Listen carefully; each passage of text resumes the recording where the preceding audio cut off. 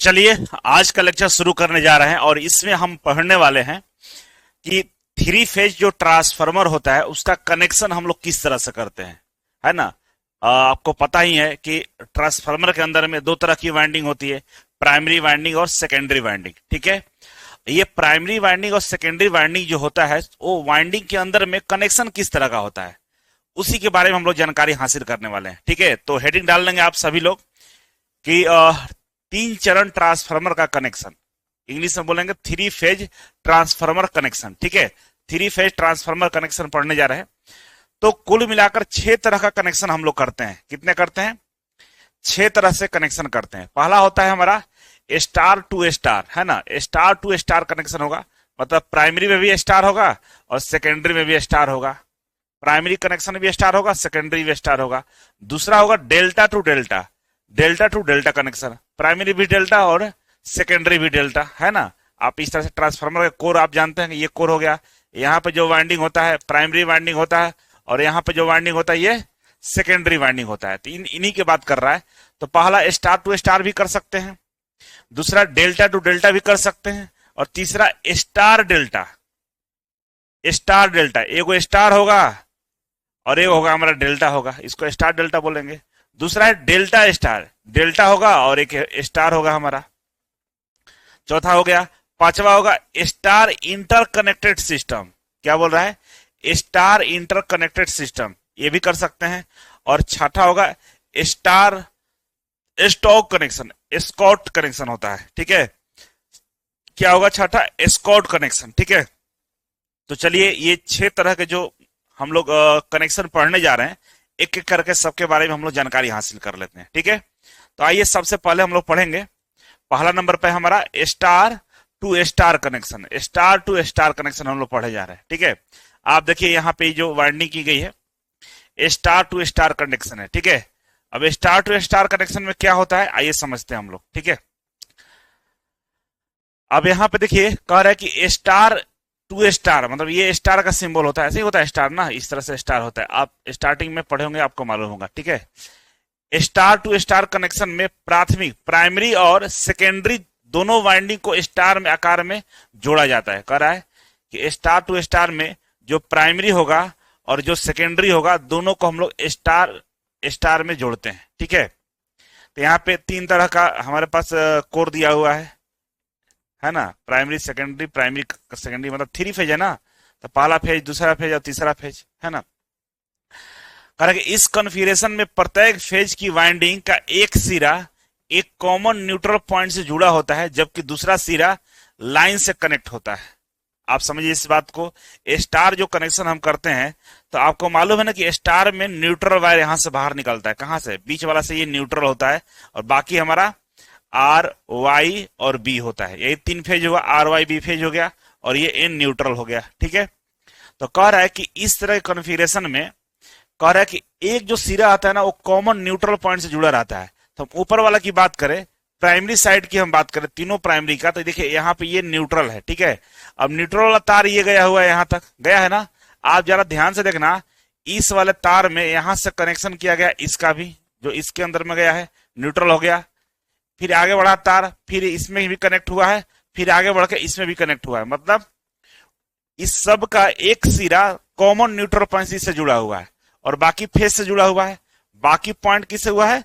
Line से connect है, बाकी लाइन से कनेक्ट। देखिए ये वाला इस लाइन में जुड़ा, बी में, ये जुड़ा हमारा वाई में और ये जुड़ा हमारा आर में। आर वाई बी, तीन लाइन है ना, तो एक आर में, एक वाई में और एक बी में जुड़ा और बाकी एक जो सिरा है सब हमारा कॉमन न्यूट्रल पॉइंट से जुड़ गया। सेम सेकेंडरी साइड की बात करें तो आप ध्यान से देखिएगा कि ये न्यूट्रल वायर है हमारा। ठीक है, इस न्यूट्रल वायर को देखिए इससे भी कनेक्ट है और यही तार इसमें से गया, इस यहाँ भी कनेक्ट है और यही तार यहाँ जाकर इसमें कनेक्ट किया हुआ है। और बाकी देखिए तो आर से एक जुड़ा है, एक वाई से जुड़ा है और एक बी से जुड़ा हुआ है। तो दूसरा सेकेंडरी वाइंडिंग भी सेम इसी तरह से किया हो गया है। ठीक है, किस तरह का कोई समस्या नहीं हुआ होगा, समझ गए होंगे। तो आगे बढ़ते हैं। अब कह रहा कि स्टार टू स्टार करने का फायदा क्या है, विशेषता क्या है, क्यों स्टार टू स्टार कनेक्शन करेंगे, क्या फायदे हैं। तो पहला फायदा समझिए कि न्यूट्रल पॉइंट की उपलब्धता के असंतुलित लोड को सपोर्ट करता है। कह रहा है कि support unbalance load by the availability of neutral point. कहता है कि न्यूट्रल पॉइंट होता है तो जो लोड अनबैलेंस्ड होता है ना उसको सपोर्ट करता है, तो सिस्टम में हमें किसी तरह कोई परेशानी नहीं उठाना पड़ता है। मतलब आपके घर में न्यूट्रल वायर क्यों दिया जाता है? अगर लोड में कम ज्यादा होगा तो न्यूट्रल के थ्रू हमारा क्या होगा, करंट का फ्लो आसानी से हो जाएगा, आपके जो सिस्टम है उसको नुकसान नहीं पहुंचाएगा, है ना। तो अनबैलेंस लोड के लिए उसको मतलब सपोर्ट करने के लिए न्यूट्रल काफी अच्छा काम करता है। तो अगर न्यूट्रल उपलब्ध है तो अनबैलेंस लोड हमारा, असंतुलित लोड हमारा बढ़िया से चल जाता है। ठीक है, दूसरा लाइन है हमारा कि हाई वोल्टेज सिस्टम जैसे ट्रांसमिशन के लिए उपयुक्त होता है। क्यों उपयुक्त होता है? क्योंकि जब हम फेज भेजते हैं, फेज वोल्टेज, ये फेज वोल्टेज लाइन वोल्टेज से √3 गुना कम होता है, लेकिन न्यूट्रल होने की वजह से इसको सपोर्ट बढ़िया मिल जाता है। ठीक है, नेक्स्ट है कि सिंगल फेज लोड को आसानी से सप्लाई किया जा सकता है। अगर सिंगल फेज लोड है उसको अगर सप्लाई करते हैं तो न्यूट्रल की वजह से ये आसानी से सप्लाई हो जाता है ना। एक साइकिल पूरा करने की बात करें तो आसानी से ये पूरा कर लेता है। ठीक है, कह रहा है कि स्टार स्टार कनेक्शन में प्राइमरी और सेकेंडरी वोल्टेज के बीच में कोई फेज शिफ्ट नहीं होता है, 0 डिग्री होता है। क्या कह रहा है कि स्टार कनेक्शन में, अगर स्टार स्टार कनेक्शन होता है तो प्राइमरी और सेकेंडरी के बीच में कोई फेज शिफ्ट नहीं होता है, फेज एंगल जो डिफरेंस होता है वो नहीं होता है, 0 डिग्री होता है। और 0 डिग्री होने से वजह से हमारा बढ़िया फ्लो होता है। ठीक है, कह रहा है कि थर्ड हार्मोनिक समस्याओं के कारण अक्सर इनमें टर्टियरी डेल्टा वाइंडिंग जोड़ी जाती है। कह रहा है कि due to third harmonic problem tertiary delta winding are often add to it. कह रहे कभी कभी हार्मोनिक समस्या होता है, थर्ड हार्मोनिक समस्या मतलब होता है कि जो वेव होता है ना वो अलग अलग प्रकार का बनने लगता है। थर्ड हार्मोनिक मोशन पड़िएगा तो वेव का जो आकार होता है अलग प्रकार का हो जाता है, साइन वेव नहीं हो रहता, वो अलग हो जाता है। उस कंडीशन में हम लोग क्या करते हैं, टर्टियरी डेल्टा वाइंडिंग को कनेक्ट करते हैं उसको कम करने के लिए। ठीक है, तो ये आपका रहा इसका फीचर, इसका फायदा।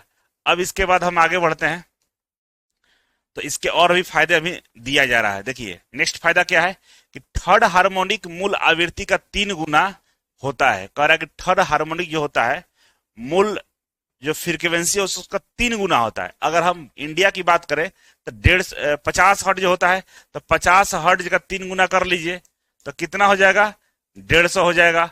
और अमेरिका में 60 होता है तो 60 का 3 गुना कर लीजिए तो 180 हो जाएगा। तो थर्ड हार्मोनिक से यही प्रॉब्लम है कि फ्रीक्वेंसी आपका बढ़ जा रहा है, मतलब जो साइन वेव बनना चाहिए नहीं बनना, कुछ और बनने लगता है। ठीक है, उसको थर्ड हार्मोनिक बोलते हैं। इसके अलावा कह रहा है कि यह ट्रांसफार्मर के कोर की नॉन लीनियर मैग्नेटाइजेशन कर्व के कारण पैदा होता है। कह रहा है कि जो ये थर्ड हार्मोनिक जो वेव पैदा होता है उसके पीछे कारण है कि यह ट्रांसफार्मर के कोर के नॉन लीनियर मैग्नेटाइजेशन कर्व की वजह से होता है। जो मैग्नेटाइजेशन कर्व होता है वो लीनियर नहीं होता है, कर्व होता है, नॉन लीनियर होता है, मतलब रैखिक नहीं होता है।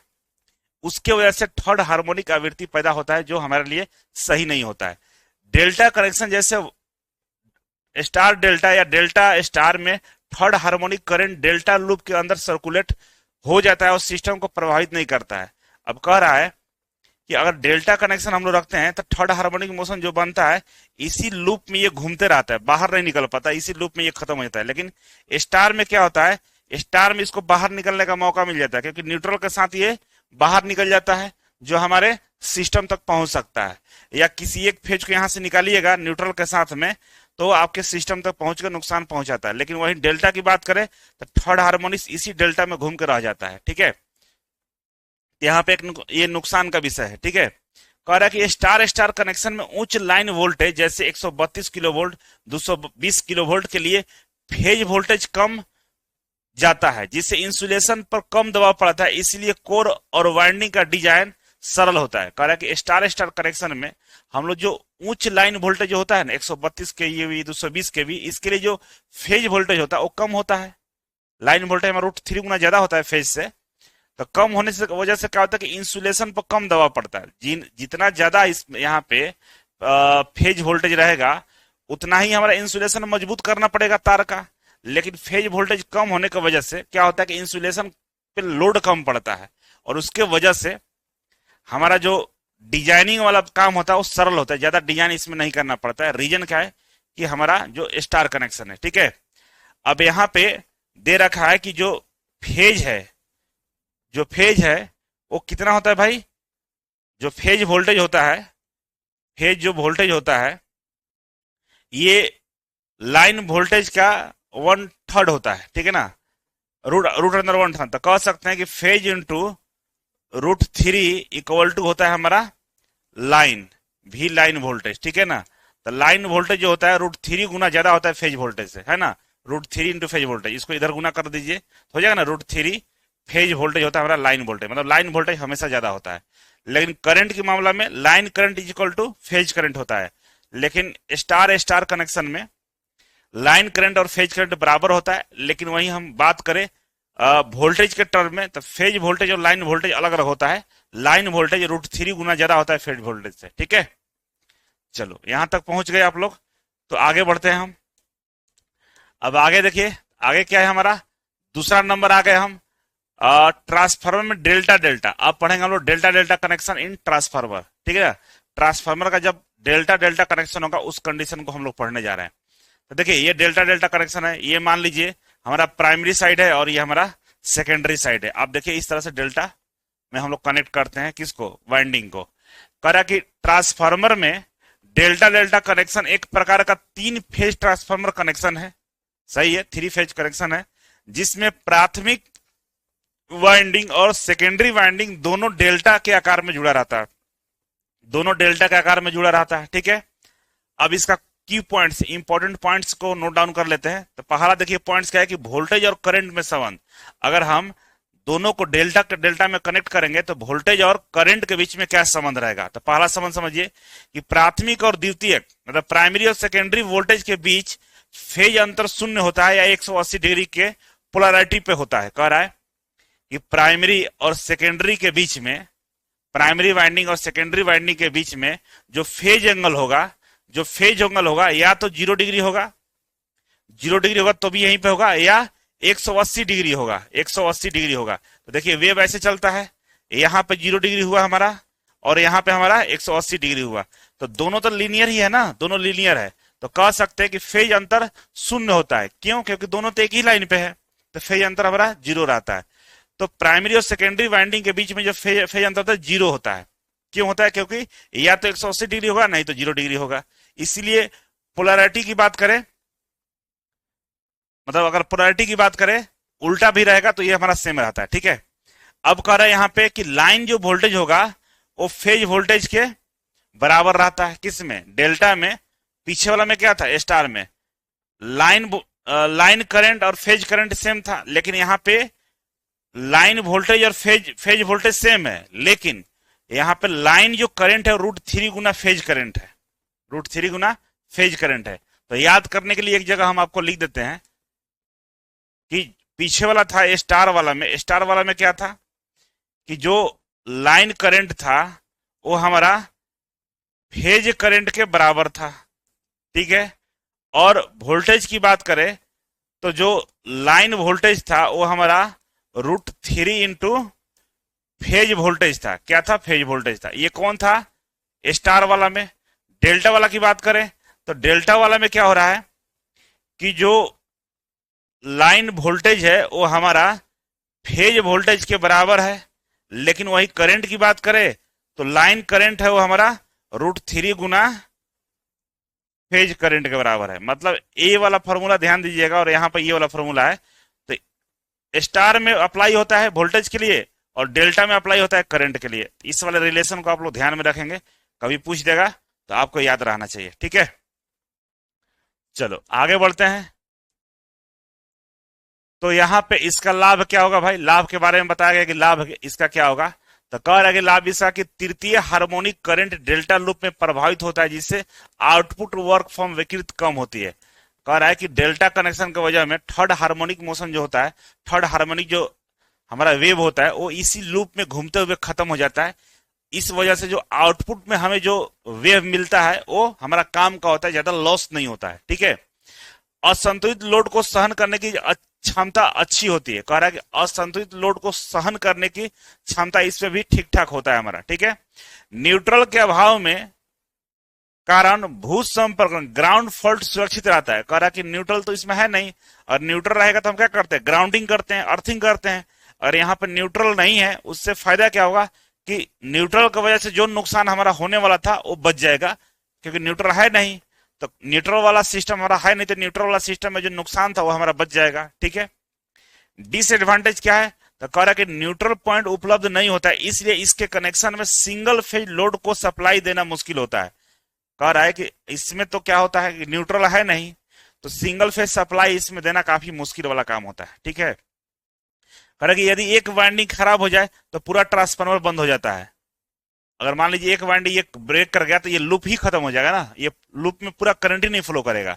तो किसी एक वाइंडिंग में खराब होने से ये पूरा ट्रांसफार्मर बंद हो जाता है। लेकिन वहीं स्टार में मान लीजिए ये खराब होगा तो ये दो तो फिर चलते रहेगा आपका, कोई दिक्कत नहीं होता है। ठीक है, अगर डेल्टा में खराब होता है तो इसको तत्काल ठीक करने के लिए हम लोग क्या करते हैं कि ओपन डेल्टा कॉन्फ़िगरेशन करके इसको कुछ देर तक हम लोग चलाते हैं। ठीक है, तो इस तरह से नुकसान और लाभ के बारे में हमने पढ़ लिया।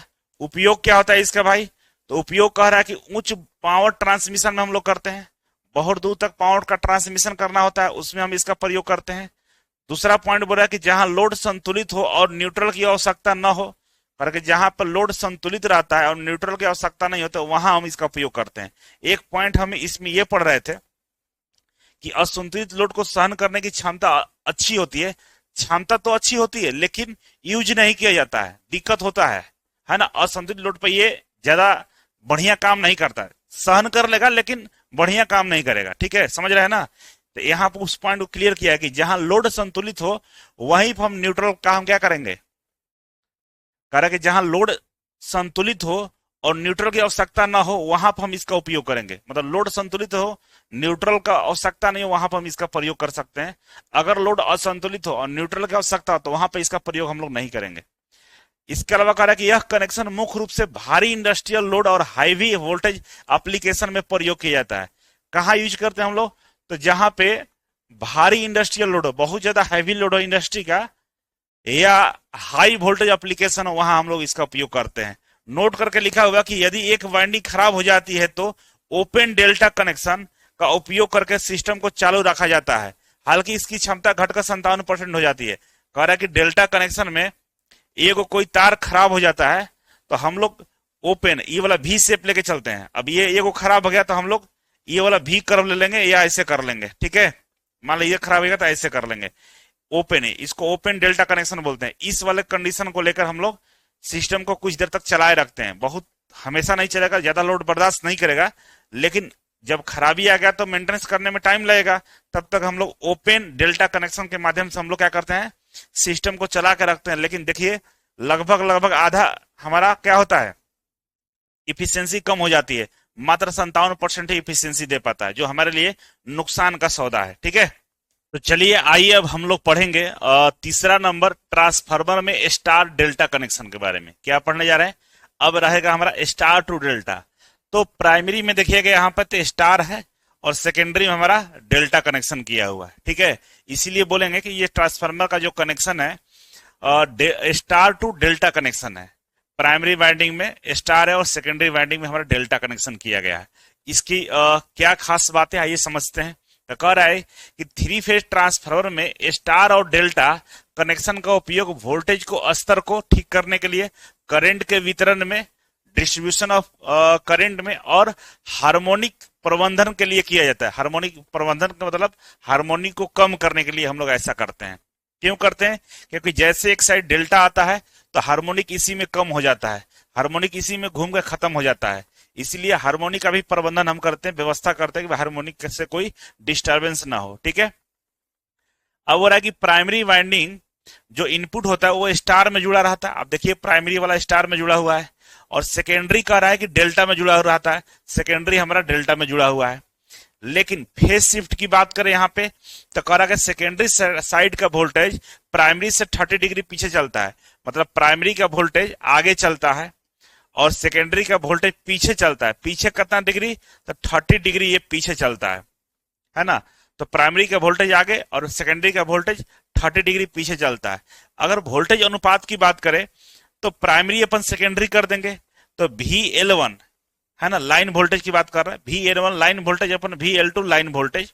ठीक है, प्राइमरी अपन सेकेंडरी करेंगे तो लाइन वोल्टेज क्या होता है, फेज वोल्टेज से √3 गुना ज्यादा होता है। तो इधर जो रेशियो लेंगे हम लोग तो क्या करेंगे, VL1 जो है प्राइमरी साइड का हम अगर फेज के टर्म में लिखें तो √3 इंटू फेज प्राइमरी साइड लिख देंगे हम लोग, ठीक है। उसी तरह से सेकेंडरी साइड की हम बात करें, सेकेंडरी क्या है हमारा, डेल्टा है। क्या है, सेकेंडरी डेल्टा है। तो डेल्टा में वोल्टेज हमारा क्या होता है, इक्वल होता है, VL2 इक्वल टू VH2, मतलब लाइन वोल्टेज और हमारा फेज वोल्टेज बराबर हो जाता है, ठीक है। तो इस तरह से हम लिख लेंगे। अगर हम लिखेंगे फेज वोल्टेज के टर्म में, अगर फेज वोल्टेज के टर्म में लिखेंगे तो √3 इंटू फेज वोल्टेज अपन प्राइमरी अपन सेकेंडरी फेज वोल्टेज। अगर हम लिखेंगे लाइन वोल्टेज के टर्म में वोल्टेज रेशियो तो VL1 अपन VL2 लिख देंगे, मतलब प्राइमरी का वोल्टेज अपन सेकेंडरी का वोल्टेज, लाइन वोल्टेज की बात कर रहे हैं। इधर फेज वोल्टेज की बात करते हैं, प्राइमरी का फेज वोल्टेज अपन सेकेंडरी का फेज वोल्टेज, लेकिन प्राइमरी के साथ √3 हम लोग मल्टीप्लाई करके रखेंगे, ठीक है। और अगर हम लिखेंगे नंबर ऑफ टर्न के अकॉर्डिंग तो √3 इंटू N1 अपन N2 लिखेंगे। वहीं हम लाइन वोल्टेज के संबंध में हम बात करें, इस वाला संबंध में, तो लाइन वोल्टेज हमारा होता है IL1 इक्वल टू हो जाएगा यहां पे √3 IL2 अपन √3 हो जाएगा, ये लिखा हुआ IL2 अपन √3। तो यहां से अगर IL2 निकाले, हम IL2 निकाले तो क्या हो जाएगा, √3 IL1 हो जाएगा। ये L2 क्या है, ये L2 हमारा इसका है, ये सेकेंडरी साइड का है। क्या है, सेकेंडरी साइड का करंट है। तो सेकेंडरी साइड में डेल्टा कनेक्शन है, क्या है, डेल्टा। तो डेल्टा कनेक्शन में हमेशा जो हमारा लाइन जो हमारा करंट होता है, जो लाइन करंट होता है L2, ये हमेशा क्या होता है, √3 गुना लाइन करंट 1 स्टार वाला, ठीक है। ये वाला फॉर्मूला हम लोग पहले भी पढ़ चुके हैं, तो वही चीज को ऐसे लिखा हुआ है, इस वाला पे आपको ध्यान देना होगा, ठीक है। अब इसका लाभ क्या है भाई, हानि क्या है, तो आइए समझते हैं। कह रहा है इसका लाभ क्या है कि न्यूट्रल पॉइंट उपलब्ध होता है, और न्यूट्रल पॉइंट उपलब्ध होने की वजह से स्टार साइड पर न्यूट्रल ग्राउंडिंग की सुविधा होता है। स्टार साइड पे प्राइमरी साइड में स्टार है, तो स्टार साइड पे हम लोग क्या करते हैं, ग्राउंडिंग कर देते हैं। और ग्राउंडिंग होने की वजह से कई सारे हमारे जो शॉर्ट सर्किट वाला समस्या होता है ना, चाहे एक्स्ट्रा कहीं से हमारा वोल्टेज या करंट एक्स्ट्रा हो जाते हैं, तो ग्राउंड की तरफ हम लोग उसको डिफ्यूज कर सकते हैं, या शॉर्ट सर्किट होने पे जो इलेक्ट्रॉन का फ्लो है हमारा ग्राउंड की तरफ हो सकता है, जिससे हमारा मशीन का नुकसान कम पहुंचेगा। हार्मोनिक कम होते हैं। क्यों हार्मोनिक कम होगा, क्योंकि सेकेंडरी साइड में डेल्टा लगा हुआ है, और डेल्टा में हार्मोनिक जो वेव होता है उसी सर्कुलर पाथ में डेल्टा में घूम के रह जाता है, इसी में से घूम के रह जाता है, तो हार्मोनिक भी हमारा कम होता है, जिससे डिस्टर्बेंस कम होता है। तीसरा, इंसुलेशन का कम दबाव पड़ता है। क्यों, क्योंकि स्टार कनेक्शन में जो फेज वोल्टेज होता है लाइन वोल्टेज से 3 गुना कम होता है ना। स्टार कनेक्शन में क्या होता है कि अगर हम स्टार कनेक्शन की बात करें तो जो फेज वोल्टेज होगा स्टार कनेक्शन का, फेज वोल्टेज की बात करें, फेज वोल्टेज की बात करें तो ये लाइन वोल्टेज से भी लाइन वोल्टेज से, मतलब लाइन वोल्टेज की बात करें √3 गुना कम होता है भी फेज, मतलब फेज वोल्टेज होता है और √3 गुना लाइन वोल्टेज से कम होता है, ठीक है। वही लिखा हो ना, फेज वोल्टेज लाइन वोल्टेज से √3 गुना कम होता है। तो अगर बात करें कि लाइन वोल्टेज कितना होता है तो √3 इंटू फेज वोल्टेज होता है, दोनों बात बराबर है, ऐसे लिख सकते हैं। तो ये फायदा हमारा हो जाता है, ठीक है। आगे बढ़ते हैं, तो अब आता है हमारे सामने ट्रांसफार्मर का डेल्टा स्टार कनेक्शन। इस बार डेल्टा हमारा प्राइमरी साइड है और स्टार हमारा सेकेंडरी साइड है। इस कंडीशन में हम देखेंगे तो प्राइमरी वाइंडिंग में डेल्टा जुड़ा रहता है, सही है, डेल्टा जुड़ा हुआ है। सेकेंडरी में स्टार होता है तो सेकेंडरी में स्टार कनेक्शन होता है। फेज शिफ्ट यहाँ पे बाबू 30 डिग्री हमारा आगे चलेगा। इस बार क्या होगा, सेकेंडरी साइड का वोल्टेज प्राइमरी से 30 डिग्री आगे रहेगा। क्यों, क्योंकि यहाँ स्टार आ गया है, डेल्टा इधर गया है, तो इधर वाला वोल्टेज हमारा डाउन चलेगा और इधर वाला वोल्टेज सेकेंडरी वाला आगे चलेगा। कितना, 30 डिग्री आगे चलेगा हमारा। लिखा है सेकेंडरी साइड का वोल्टेज प्राइमरी से 30 डिग्री आगे होता है, प्राइमरी से 30 डिग्री आगे। तो जिधर जिधर डेल्टा रहेगा उधर वोल्टेज हमारा एंगल में कम हो जाता है, और जिधर जिधर स्टार होता है उधर वोल्टेज का जो डिग्री होता है बढ़ जाता है। तो देखिए 30 डिग्री यहाँ वोल्टेज आगे चल रहा है, यहाँ 30 डिग्री हमारा पीछे चल रहा है, ठीक है। अगर हम बात करें फॉर्मूला का तो वोल्टेज अनुपात यहाँ पे क्या होगा, तो भी अगर लाइन वोल्टेज की बात करें तो VL1 अपन VL2 लाइन वोल्टेज का अनुपात दिखाया गया है। मतलब प्राइमरी साइड का लाइन वोल्टेज अपन सेकेंडरी साइड का line voltage equal to √3 N1 primary side का टर्न अपन N2 सेकेंडरी साइड का टर्न। करंट अनुपात की बात करें तो करंट अनुपात में IL1 प्राइमरी साइड का करंट अपन सेकेंडरी साइड का करंट, लाइन करंट की बात कर रहे हैं, equal to N2 upon √3 N1। ये होता है फॉर्मूला, इसको ध्यान में रखना होगा। और कह रहा है कि फेज शिफ्ट तो हम लोग समझ ही चुके हैं, ठीक है। तो इस तरीके से आपको ये वाला ध्यान में रखना होगा, ठीक है। अब हम आगे बढ़ते हैं। तो इसका लाभ दिया हुआ कि इसका लाभ क्या होगा भाई, तो कह रहा है कि हाई वोल्टेज ट्रांसमिशन के लिए उपयुक्त होता है। डेल्टा साइड हाई वोल्टेज की संभालता है ना, हाई वोल्टेज ट्रांसमिशन के लिए सही रहता है। और जो डेल्टा वाला साइड होता है वो हमारा प्राइमरी साइड होता है, और वो क्या करता है, हाई जो वोल्टेज होता है उसको संभालने का काम करता है, ठीक है। न्यूट्रल सेकेंडरी साइड पर उपलब्ध होता है, तो लोड को संतुलित करने के लिए मदद करता है। न्यूट्रल हमारा सेकेंडरी साइड होता है, जहां से हमें सप्लाई मिलती है, हमारे घर तक सप्लाई आती है। तो न्यूट्रल की वजह से सेकेंडरी साइड पे अगर हम कुछ लोड आता है तो लोड को संतुलित करने के लिए काफी मदद होता है। हार्मोनिक को कम करता है, क्योंकि डेल्टा कॉन्फ़िगरेशन इसमें भी मौजूद है, इस वजह से यहां भी हार्मोनिक सर्कुलेशन हमारा कम होता है, ठीक है। चलो नेक्स्ट हमारा है ट्रांसफार्मर में एस्कॉर्ट टी कनेक्शन। ट्रांसफार्मर में एस्कॉर्ट टी कनेक्शन भी पढ़ेंगे हम लोग, ठीक है ना। ये 5वां हमारा कनेक्शन है, लास्ट है। एस्कॉर्ट टी कनेक्शन हमको पढ़ना है। और ये क्यों पढ़ा जाता है, तो बाबू एस्कॉर्ट टी नाम का एक वैज्ञानिक थे जिन्होंने 2 ट्रांसफार्मर को एक साथ जोड़कर एक जुगाड़ लगाया था। जुगाड़ ये था कि अगर हमको 3 फेज चाहिए तो 3 फेज निकाल लीजिए, 2 फेज चाहिए तो 2 फेज निकाल लीजिए। मतलब इस तरह से कुछ डिजाइन इन्होंने कर दिया था कि इजीली तौर पे हम लोग कहीं से भी 3 फेज में से 2 फेज बना लेते थे, और 3 फेज को 2 फेज में भी शिफ्ट करने का काम हम लोग करते थे, और आसानी से हो जाता था। इसी वजह से इसको पढ़ना पड़ता है, ठीक है। तो आइए समझते हैं इसमें क्या क्या होता है। कह रहे कि एस्कॉर्ट टी कनेक्शन एक विशेष प्रकार का ट्रांसफार्मर कनेक्शन है, जिसका उपयोग हम लोग 3 फेज को 2 फेज में या 2 फेज को 3 फेज में रूपांतरित करने के लिए हम लोग करते हैं। दोनों में से कुछ भी कर सकते हैं, इसके लिए हम लोग इसका इस्तेमाल करते हैं। और इसका आविष्कार चार्ल्स पेनकॉट स्टॉक ने किया था, और इन्हीं के नाम पे इसका नाम रख दिया गया एस्कॉर्ट टी कनेक्शन, ठीक है। इसीलिए इसे एस्कॉर्ट टी कनेक्शन भी कहा जाता है। फिगर को थोड़ा सा मैं समझाता हूं। आप देखिए यहाँ पे तो ट्रांसफार्मर है, ये एक ट्रांसफार्मर हुआ, प्राइमरी वाइंडिंग और सेकेंडरी वाइंडिंग, और एक ये ट्रांसफार्मर मिलकर ये एक ट्रांसफार्मर हो गया। इसको मेन ट्रांसफार्मर बोलते हैं, और इसको टीजर ट्रांसफार्मर बोलते हैं, या सहयोगी ट्रांसफार्मर बोलते हैं। ये प्राइमरी साइड होता है और ये सेकेंडरी साइड हो गया। इसमें क्या होता है कि ये इसका प्राइमरी साइड होता है और ये इसका सेकेंडरी साइड होता है।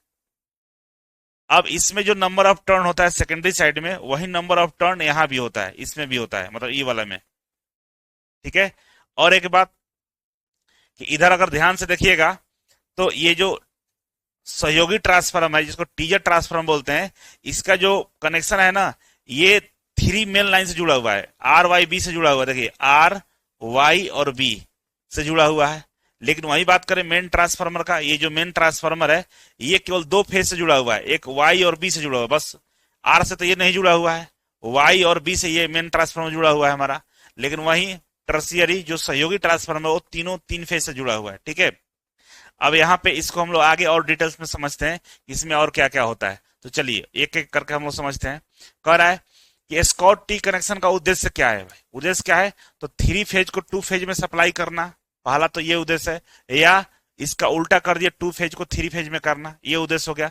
दूसरा, विद्युत ट्रैक्शन सिस्टम, जैसे रेलवे में इसका उपयोग करते हैं। रेलवे में कई जगह हम लोग टी पॉइंट देखते होंगे, है ना, 2 फेज 3 फेज 3 फेज 2 फेज करना होता है, तो वहां इसका उपयोग कर लेते हैं। और करा कि ऐतिहासिक रूप से जहां 2 फेज मोटर्स और उपकरण को 3 फेज में सप्लाई से चलाना होता है। पहले क्या था कि 3 फेज नाम का कोई चीज होता नहीं था, केवल 2 फेज और सिंगल फेज था और 2 फेज था। अब क्या हुआ कि 2 फेज को रिप्लेस कर दिया गया 3 फेज से, तो अब होता है सिंगल फेज या 3 फेज।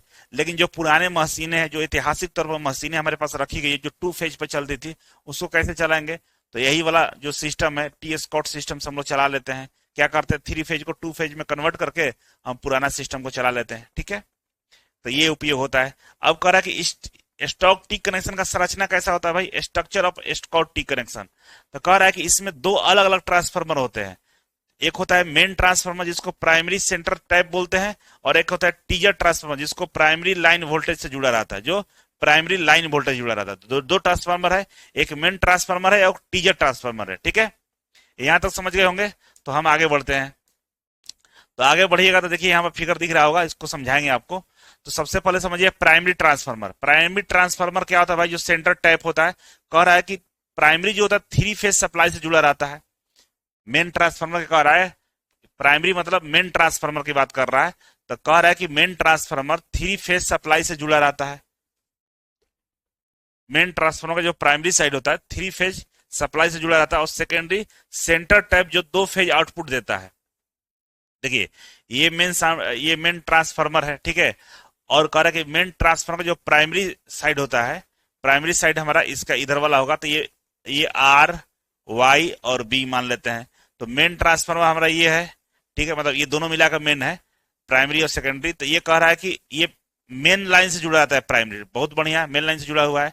सेकेंडरी के बोल रहा है कि सेंटर टाइप को 2 फेज आउटपुट देता है, और सेकेंडरी सेंटर टाइप होता है।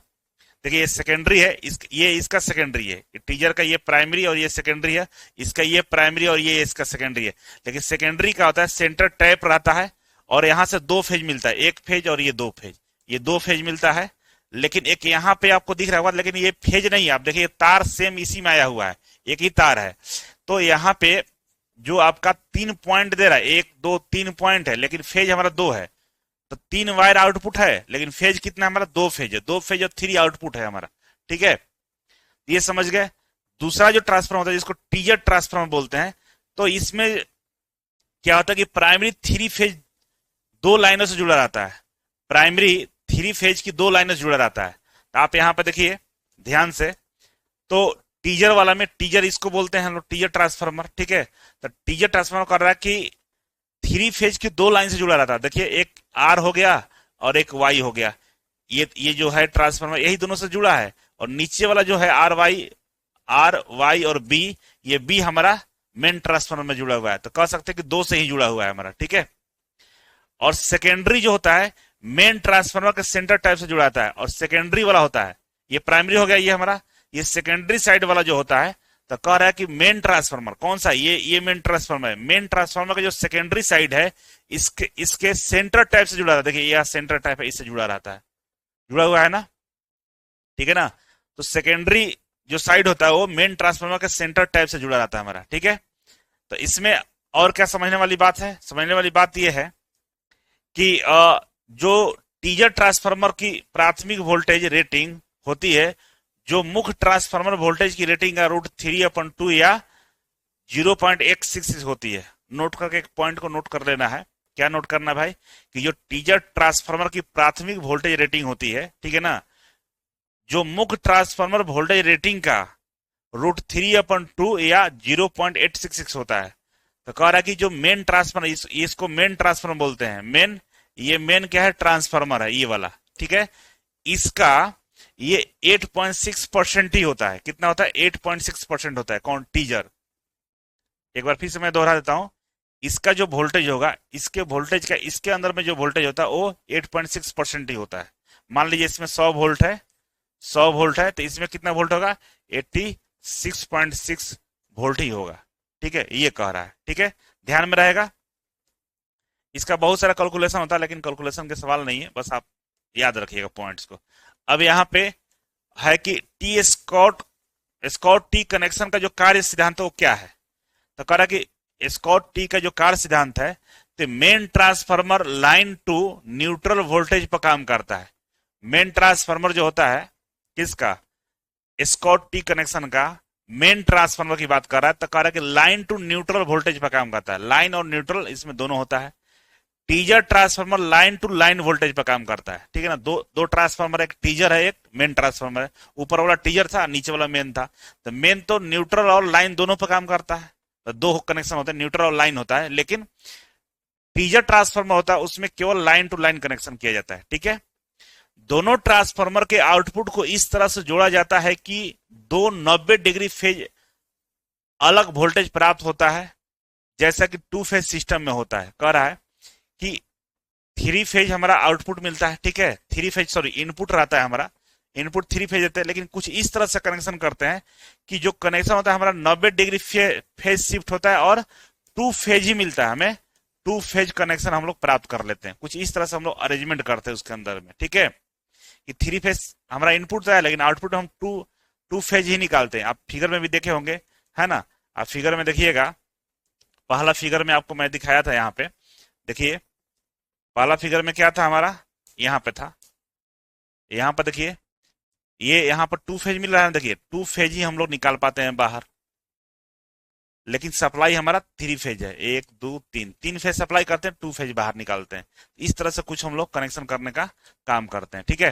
ये तो अब हम पढ़ेंगे वोल्टेज का संबंध। वोल्टेज का संबंध क्या रहता है, तो कह रहा है कि यदि 3 फेज साइड का लाइन वोल्टेज है VL है, 3 फेज साइड का, है ना, जो 3 फेज साइड है जहां से इनपुट हम देते हैं उसका वोल्टेज VL है, लाइन वोल्टेज VL है, तो कह रहा है कि मेन ट्रांसफार्मर का सेकेंडरी वोल्टेज जो होगा वो होगा हमारा VL/√3, VL/√3 होगा, ठीक है।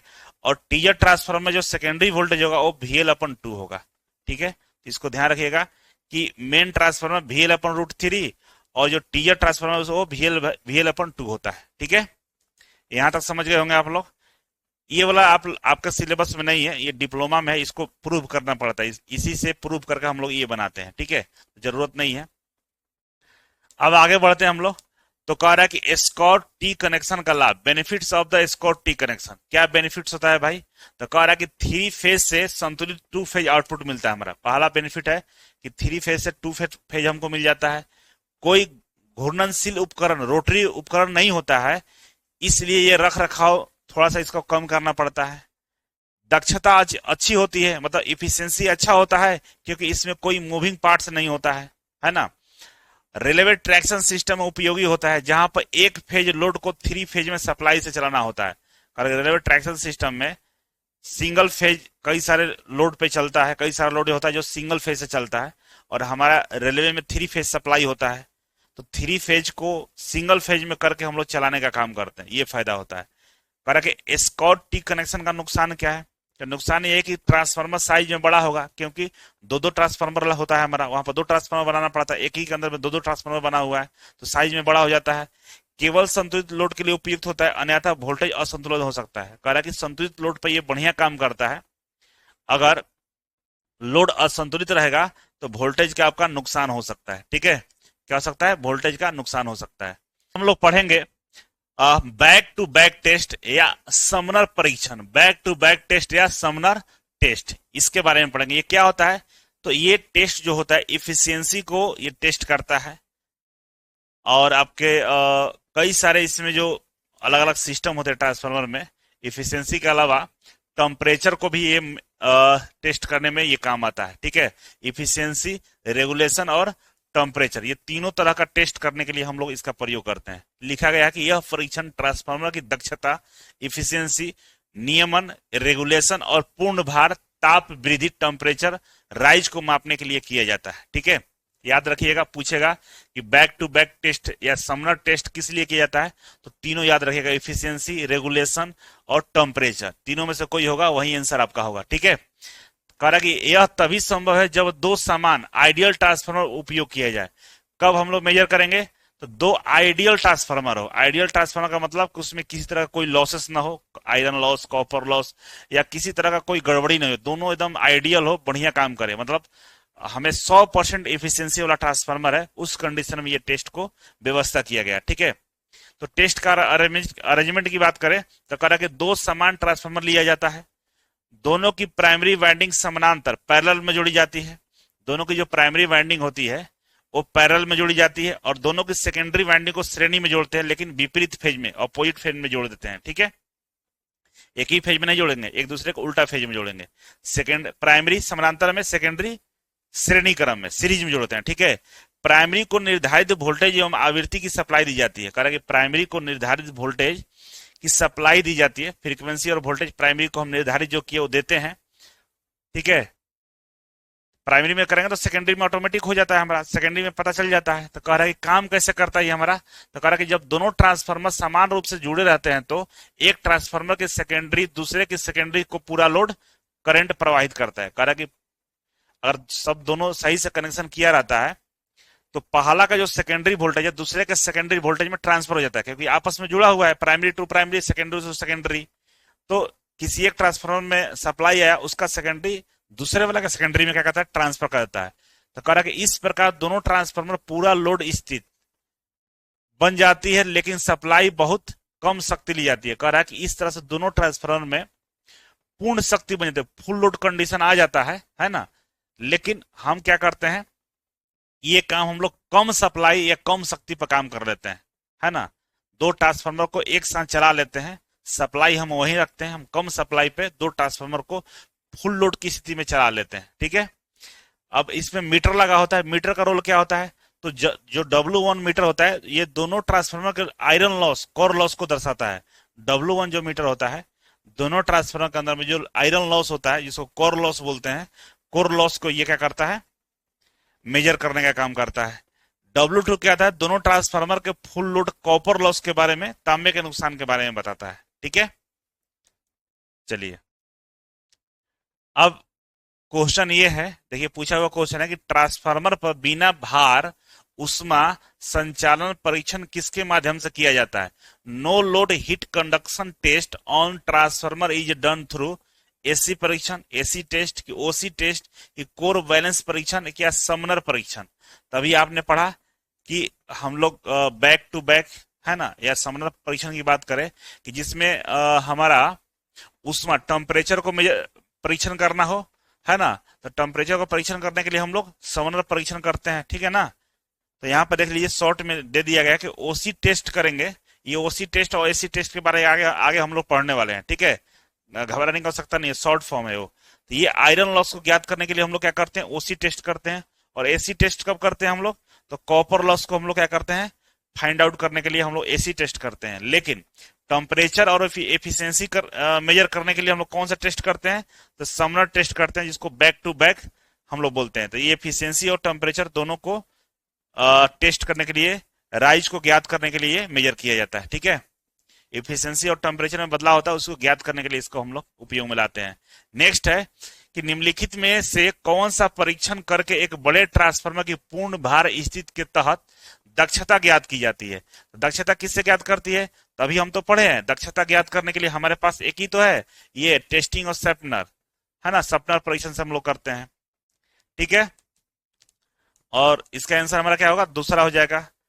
बाकी ये तो आपको समझा दिए हैं। नेक्स्ट क्वेश्चन है हमारा, देखिए नेक्स्ट क्वेश्चन का एक्सप्लेनेशन भी दिया हुआ है, कोई बात नहीं है। नेक्स्ट है कि किस ट्रांसफार्मर का परीक्षण को सपनर परीक्षण कहा जाता है। कौन सा ट्रांसफार्मर का परीक्षण को सपनर परीक्षण करते हैं। ऑप्शन ए है short circuit test, back to back testing, zero load test या कोर बैलेंस टेस्ट। तो बैक टू बैक को हम लोग क्या बोलते हैं, सपनर का परीक्षण भी बोलते हैं, ठीक है। और यहाँ पे दिया गया है कि जो समनर टेस्ट होता है, जिसको बैक टू बैक टेस्ट कहा जाता है, उसमें क्या क्या हम लोग टेस्ट करते हैं, तो दक्षता करते हैं, एफिशिएंसी करते हैं, नियमन वोल्टेज रेगुलेशन करते हैं, ताप वृद्धि टेम्परेचर राइज को चेक करते हैं, और पूर्ण भार लोड की स्थिति में मापने के लिए किया जाता है। और कब ये लोग करते हैं हम लोग, जब हमारा फुल लोड पे ये काम करता हो। जब फुल लोड पे काम करता है तब हम ये दो तीन तरह के टेस्ट हम लोग कर लेते हैं, इफिशियंसी, वोल्टेज और टेम्परेचर, ठीक है। तो चलिए ये भी समझ गए होंगे आप लोग। नेक्स्ट है हमारा क्या है भाई, तो अब हम लोग कल पढ़ेंगे, नेक्स्ट लेक्चर में पढ़ेंगे कि ओपन सर्किट टेस्ट, जिसको हम लोग बोलते हैं ओसी, इसी को हम लोग बोलते हैं ओपन सर्किट टेस्ट को ओसी बोलते हैं। और दूसरा होता है हमारा शॉर्ट सर्किट टेस्ट, जिसको हम बोलते हैं एससी बोलते हैं, शॉर्ट सर्किट टेस्ट। ये दोनों के बारे में अगले लेक्चर में पढ़ेंगे। यहां तक लेक्चर आपको समझ में आ गया होगा, नोट्स बना लीजिएगा, और जैसे चैप्टर सब कंप्लीट हो जाएगा हम आपका क्वेश्चन भी बढ़िया से प्रैक्टिस कराने वाले हैं, ठीक है। तो चलिए, थैंक यू सो मच जुड़ने के लिए। नोट्स बना लीजिएगा, बढ़िया से बनाइएगा। मिलते हैं अगले वीडियो में, तब तक के लिए नमस्कार।